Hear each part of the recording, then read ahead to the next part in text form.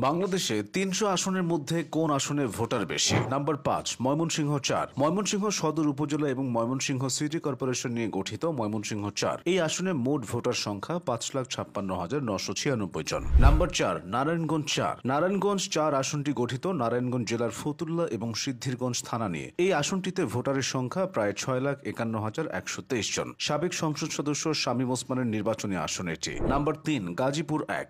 গাজীপুরের কালিয়াকৈর উপজেলা এবং সিটি কর্পোরেশনের ১ থেকে ১৮ নং ওয়ার্ড নিয়ে গঠিত গাজীপুর ১। এই আসনে মোট ভোটার ৬,৬৪,৫৫৪ জন। নাম্বার ২, গাজীপুর ২। সিটি কর্পোরেশনের ৩৬টি ওয়ার্ড এবং গাজীপুর ক্যান্টনমেন্ট এলাকা নিয়ে গঠিত গাজীপুর ২, যেখানে মোট ভোটারের সংখ্যা ৭,৪৫,৮৪১ জন। নাম্বার ১, ঢাকা ১৯। বাংলাদেশের সবচেয়ে বেশি ভোটারের অবস্থান এই আসনটিতে। সাভার উপজেলার আশুলিয়া, বিরুলিয়া, শিমুলিয়া ইউনিয়ন সহ সাভার ইউনিয়ন ও সাভার পৌরসভা নিয়ে গঠিত ঢাকা ১৯। এই আসনে ভোটার প্রায় ৭,৪৭,৩০১ জন।